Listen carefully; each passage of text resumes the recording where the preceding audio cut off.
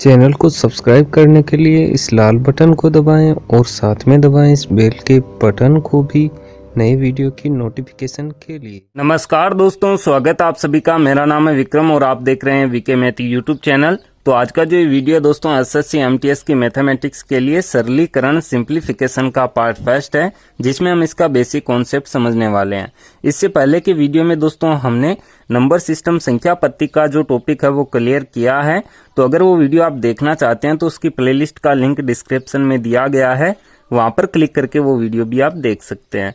चलिए आज के इस वीडियो को शुरू करते हैं। यहाँ पर दोस्तों जो सरलीकरण का टॉपिक है, जो सिंप्लीफिकेशन है, उसमें क्या बेसिक है, इसका किस प्रकार से क्वेश्चन हमें दिए जाएंगे, चलिए उसके बारे में हम समझ लेते हैं। तो सिंप्लीफिकेशन में दोस्तों लगभग जो क्वेश्चन पूछे जाते हैं वो वी बोर्डमास रूल से पूछे जाते हैं, या हम कहें बोर्डमास रूल। तो बोर्डमास का नियम दोस्तों क्या है, जिसमें देखिए बी का अर्थ होता है ब्रेकेट, ओ का अर्थ होता है ऑफ, डी का अर्थ होता है दोस्तों डिवाइड, एम का मल्टीप्लाई, ए का एड और एस का सब्ट्रैक्ट। यानी कि दोस्तों सिंप्लीफिकेशन सरलीकरण में जोड़ने, घटाने, गुणा करने, भाग करने, कोष्टक ओ सभी जो क्रियाएं हैं वो की जाती है, उन्हें दोस्तों क्रम के अनुसार करना होता है। और यहाँ पर दोस्तों इस क्रम का भी ध्यान रखा जाता है। जैसे यहाँ पर हम बात करें बी की, तो बी होता है ब्रेकेट, और ब्रेकेट से पहले हमें सोल्व करना होता है विनकुलम, जिसे वी से प्रदर्शित करते हैं, या दोस्तों हम कहें रेखा बंधनी, इस प्रकार से बार से प्रदर्शित करते हैं। तो सबसे पहले वी यानी कि विनकुलम जो रेखा बंधनी है उसे सरल करते हैं, उसके बाद में ब्रेकेट आता है। अब ब्रेकेट भी दोस्तों तीन प्रकार से होते हैं, जैसे छोटा ब्रेकेट है, बड़ा है, मंझला ब्रेकेट है, ठीक है। तो यहाँ पर दोस्तों इसका भी एक क्रम है जिसे इस प्रकार से हम करते हैं, जिसे हम लिखते हैं वी आई, इसके बाद में सी आई, इसके बाद में सी यू, इसके बाद में एस क्यू, ठीक है। तो ये दोस्तों देखिए क्या होता है, वी आई का अर्थ होता है विनकुलम, या हम इसे कहते हैं बार, जिसे कहते हैं रेखा कोष्टक, ठीक है। इसके बाद में सी आई का अर्थ है दोस्तों सर्कुलर ब्रेकेट, यानी कि छोटा कोष्टक। इसके बाद में सी यू, इसका अर्थ होता है दोस्तों कर्ली ब्रेकेट, जिसे कहते हैं मंझला कोष्टक। इसके बाद में एस क्यू, जिसका अर्थ होता है स्क्वायर ब्रेकेट, यानी कि बड़ा कोष्टक। इसे दोस्तों इस प्रकार से लिखते हैं, कुलम है तो संख्या के ऊपर इस प्रकार से हमें बार दिया जाता है। तो चाहे मंझला कोष्टक हो, बड़ा हो, छोटा हो, सबसे पहले हमें बार को सोल्व करना है, ठीक है। इसके बाद में आता है दोस्तों यहाँ पर देखिए सर्कुलर ब्रेकेट, जिसे कहते हैं छोटा कोष्टक, जो इस प्रकार से होता है। मंझला कोष्टक इस प्रकार से दिया जाएगा और बड़ा कोष्टक है उसे इस प्रकार से दिया जाएगा, ठीक है। तो सबसे पहले छोटा कोष्टक, उसके बाद में मंझला, उसके बाद में बड़ा। इससे भी पहले हमें बार को सोल्व करना है। इसके बाद में सबसे पहले होगा डिवाइड, इसके बाद में होगा मल्टीप्लाई, इसके बाद में ऐड करना और सब्ट्रैक्ट करना हम कर सकते हैं। तो यह है दोस्तों बोर्डमास का नियम। एक बार से फिर से हम इसे समझ लेते हैं कि यहाँ पर देखिए बोर्डमास से हम समझते हैं, यहाँ पर विनकुलम का मतलब मैंने आपको बता दिया है। वी का होता है दोस्तों बार या विनकुलम हम कहते हैं जिसे। तो सबसे पहले इसे हम सोल्व करेंगे। इसके बाद में बी आता है, तो बी में ब्रेकेट को हम सोल्व करेंगे। ब्रेकेट में सबसे पहले छोटा ब्रेकेट, इसके बाद में मंझला, इसके बाद में बड़ा ब्रेकेट, ठीक है। इसके बाद में यहाँ पर देखिए ओ है, तो ओ का अर्थ क्या है, ओ का अर्थ होता है दोस्तों का या ऑफ हमें दिया जाता है क्वेश्चन में, ठीक है। या तो हमें का दिया जाएगा या ऑफ दिया जाएगा, तो यहाँ पर गुणा का चिन्ह आएगा और ये ठीक ब्रेकेट के बाद में सोल्व होगा। इसके बाद में आता है डी, जिसे कहते हैं डिवाइड। इसके बाद में आएगा दोस्तों एम यानी कि मल्टीप्लाई। इसके बाद में आएगा दोस्तों ए यानी कि योग जोड़ना, और इसके बाद में आएगा एस यानी कि घटाना। तो जब भी हमें क्वेश्चन दिया जाएगा जिसमें दोस्तों इस प्रकार से क्रियाएं की जाती है, जैसे एग्जाम्पल से मैं आपको बता देता हूँ। जैसे यहाँ पर हमें दिया गया एक भाग ब्रेकेट में, यहाँ पर हमें दिया जाता है एक प्लस एक, फिर से भाग दिया जाता है। यहाँ पर मान लीजिए हमें मंझला कोष्टक दिया गया, यहाँ पर एक प्लस एक भाग, यहाँ पर छोटा कोष्टक देके एक प्लस एक भाग दो, इस प्रकार से कुछ भी दिया जाता है, ठीक है। और यहाँ पर दोस्तों मान लीजिए हमें दिया जाता है, कोई बार दे दिया जाता है, तो सबसे पहले इसे सोल्व करेंगे। इसके बाद में जो छोटा कोष्टक है, इसके बाद में ये मंझला कोष्टक सोल्व होगा, इसके बाद में बड़ा कोष्टक, और बाद में जो भाग गुणा की क्रियाएं हैं वो सोल्व होगी। इसके बारे में दोस्तों एक वीडियो में पहले ही बना चुका हूँ, डिस्क्रिप्शन में लिंक आपको दिया गया, वहां पर क्लिक करके वो वीडियो आप देख सकते हैं। अब यहाँ पर दोस्तों सरलीकरण के बेसिक कॉन्सेप्ट में हमने वी बोर्डमास का रूल है जो समझ लिया किस प्रकार से होता है। अब इसमें देखिए और क्या होता है वो भी हम समझ लेते हैं। यहाँ पर दोस्तों आवर्त दशमलव संख्याओं का योग भी होता है, जिसे कहते हैं addition of recurring decimal numbers. तो वो किस प्रकार से करते हैं, चलिए उसके एग्जाम्पल लेके उसे भी हम अच्छे से समझ लेते हैं। तो अब यहाँ पर है दोस्तों आवर्त दशमलव संख्याओं का योग, जिसे कहते हैं addition of recurring decimal numbers. तो ये दोस्तों क्या होता है, देखिए जैसे आवर्त दशमलव संख्याएं होती हैं, उसमें क्या होता है कि दशमलव के बाद में कोई संख्या रिपीट होती जाती है। जैसे यहाँ पर मान लीजिए एग्जाम्पल के लिए मैं लिखूं कि 6, इसके बाद में दशमलव है, इसके बाद में 3, 2, 5, और यहाँ पर हमें बार दिया गया है।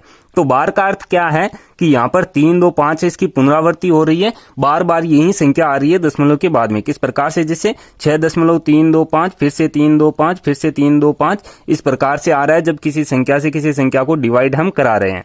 तो यहाँ पर देखिए 325 है या हम कहें 325 है, इस पर बार दी गई है, तो इसका अर्थ यह है यही संख्या फिर से रिपीट हो रही है। अब यहाँ पर देखिए इन संख्याओं का जब हम योग करते हैं तो योग करने के लिए यहाँ पर क्या दोस्तों इसके नियम है, किस प्रकार से इनका योग किया जाता है। तो यहाँ पर देखिए जब भी आवर्त दशमलव संख्या का कोई एग्जाम्पल हमें दिया जाता है, कोई क्वेश्चन हमें दिया जाता है, तो वहां पर हम क्या करते हैं, यहाँ पर जो हमें संख्या दी जाती है उसे हमें भिन्न में परिवर्तित कर देना है। भिन्न में परिवर्तित करने के बाद में उनका हमें योग ज्ञात करना है। लेकिन यहाँ पर दोस्तों देखिए भिन्न में बदलने का तरीका क्या होगा कि दशमलव के बाद में, यानी कि किसी संख्या के दशमलव के बाद में जितने अंक आवर्त हो रहे हैं, आवर्त का अर्थ है जितने अंक बार बार आ रहे हैं, तो उस संख्या के हर में, यानी कि दशमलव से पहले की जो संख्या थी उसके हर में उतने ही 9 हमें लिखना है। और दोस्तों जितने अंक आवर्त नहीं हो रहे हैं, आवर्त नहीं होने का अर्थ क्या है, जैसे यहाँ पर देखिए कोई संख्या हमें दी गई, जैसे 3.432 हमें दिया गया, अब यहाँ पर केवल बार 2 पर है, इसका अर्थ क्या है कि यहाँ पर केवल 2 ही है जो फिर से यहाँ पर आएगा, 4 और 3 नहीं आएगा। तो यहाँ पर किस प्रकार से अगर हम ये रेखा बंधनी बार हटाते हैं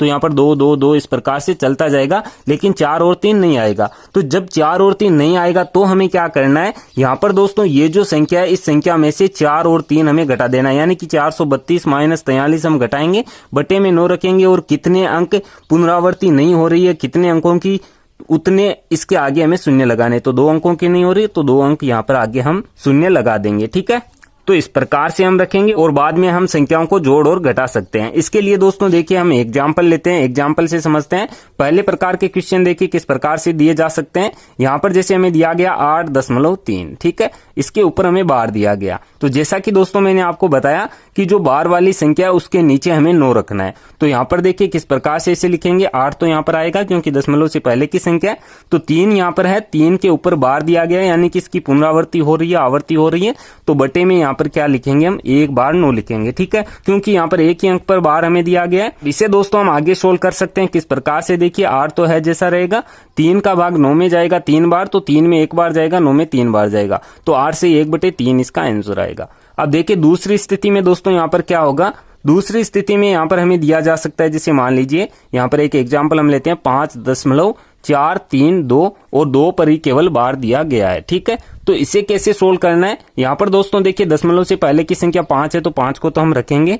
अब जैसा कि मैंने आपको बताया कि यहाँ पर अगर एक संख्या पर हमें बार दिया जाता है, बाकी की संख्या पर नहीं दिया जाता है, इसका अर्थ क्या है कि जो बाकी के अंक है वो पुनरावृत्ति नहीं हो रही है, लेकिन जिस पर बार हमें दिया गया वो पुनरावृत्त हो रहा है। ठीक है, तो 2 हो रहा है, लेकिन दोस्तों 43 नहीं हो रहा है। तो इसके बराबर में देखिए संख्या तो हमें पूरी लिखनी है, 432 जो है तो 432 हम लिखेंगे, केवल एक अंक पर ये आया है तो 9 केवल एक बार लिखेंगे। 2 अंक जो है वो पुनरावृत्त नहीं हो रहे हैं तो इसके आगे 2 शून्य लगा देंगे और यहाँ पर कौन से अंक है वो इसमें से हम घटा देंगे, तो 43 इसमें से हम घटा देंगे। इस प्रकार से इसे हम सोल्व करेंगे।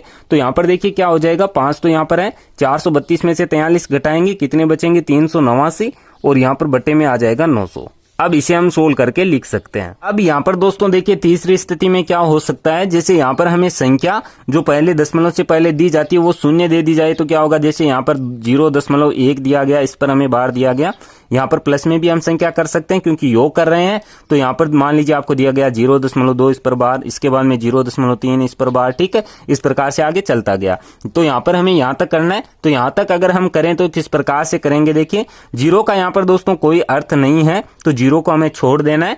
यहाँ पर हमें ये देखना है कि दशमलव के बाद में कितने अंक है, तो दशमलव के बाद में 1 अंक है और 1 पर ही बार है, तो यहाँ पर हम क्या करेंगे, 1 के बटे में 9 लिख देंगे, जैसा कि यहाँ पर हमने किया था, केवल 2 पर बार था, केवल 3 पर था तो 3 के बटे में 9 लिखा। ठीक है, आगे प्लस का चिन्ह है, इसी प्रकार से यहाँ पर है, केवल 2 पर बार है तो 2/9 कर देंगे, प्लस यहाँ पर 3/9 कर देंगे। अब इसे दोस्तों हम सोल्व कर लेंगे तो देखिए आधार तीनों के समान है तो यहाँ पर 9 आएगा, 1 + 2 3, 3 और 3 कितने हो जाएंगे, 6। अब यहाँ पर देखिए जब हम बटे में 9 करते हैं तो संख्या किस स्थिति में होती है, दशमलव में, तो यहाँ पर भी इसे हम दशमलव की स्थिति में लिखें तो इसे हम क्या लिख सकते हैं, 0.6 और इस पर लगेगा बार। अब यहाँ पर देखिए फिर से अगर हम इसे सोल्व करें तो 0 का कोई अर्थ नहीं है, दशमलव को हम हटाएं और बार को हटाएं तो 6 के बटे में हम 9 लिख देंगे। ठीक है, तो इसी तरीके से ये हमने किया है जैसा कि यहाँ पर हमने किया है, तो इसे दोस्तों इसका सरल रूप हम कहेंगे। ठीक है, इस प्रकार से आवर्त दशमलव संख्याओं का योग जो किया जाता है। अब यहाँ पर दोस्तों देखिए इसके बेसिक में आगे क्या है, जो यहाँ पर दोस्तों व्यंजकों के सरलीकरण में जो बीजगणितीय सूत्र है वो यहाँ पर भी काम में आने वाले हैं।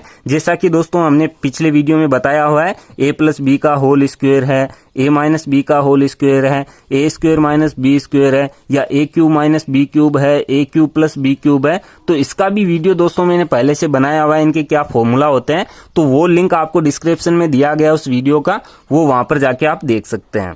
तो आज के इस वीडियो में दोस्तों हमने सरलीकरण सिंप्लीफिकेशन का बेसिक कांसेप्ट समझा है। अगर ये वीडियो आपको पसंद आया तो वीडियो को लाइक और शेयर जरूर करना। आगे आने वाली वीडियो में दोस्तों हम इसके क्वेश्चन लेंगे, उन्हें हम सोल्व करेंगे। तो आगे आने वाले वीडियो देखने के लिए आप इस चैनल को सब्सक्राइब कर सकते हैं। सब्सक्राइब करने के बाद में बेल के आइकन को जरूर प्रेस करें ताकि आगे आने वाले वीडियो के नोटिफिकेशन आपको मिलते रहे। मैं मिलता हूँ आपसे इसी की नेक्स्ट वीडियो में, तब तक के लिए जय हिंद, जय भारत, वंदे मातरम।